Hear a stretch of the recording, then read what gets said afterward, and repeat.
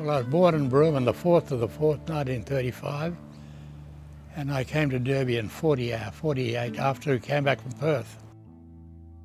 My mother's name is Francisca Topsy, nickname is Topsy O'Meara. She was taken from Ord River Station, taken to Turkey Creek, and from Turkey Creek the police picked them up and put them into a vehicle and drove them into Wyndham Jetty, and put them on the state ship. And then from there they went to Broome, and when they came off of Broome, the nuns were waiting for them, and they were all taken then to Beagle Bay Mission, and that's where the old girl originated from, Beagle Bay Mission. Okay, we got evacuated from Broome.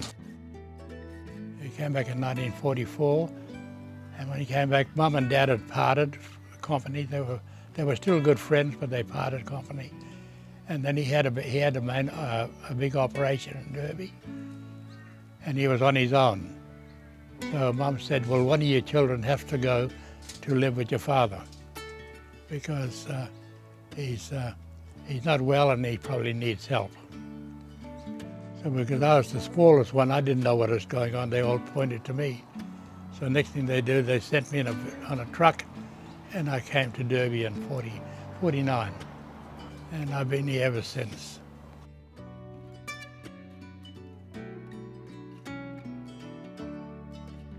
We did the Broome to Derby Road. That was cutting ant bed stumps and cutting the wattle tree back a metre on each side of the highway.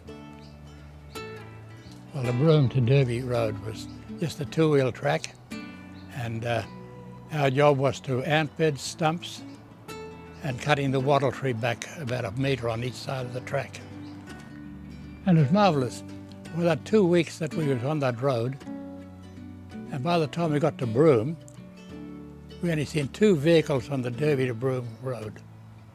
In 1954, Dad had passed away, and they sent me a telegram to tell me that Dad had passed away, and I got on the plane at Wyndham.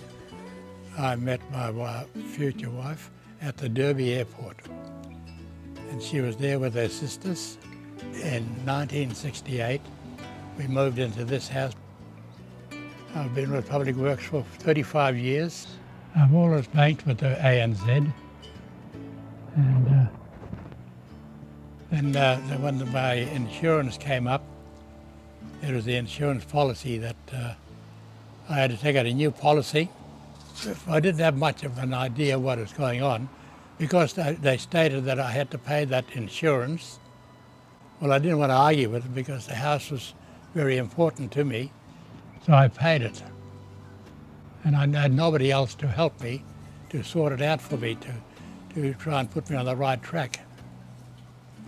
It was outrageous. I'm here now for the rest of my life. They're going to bury me in Derby. I got my plot of land there already. I wish they'd hurry up and bury me, put me out of my misery.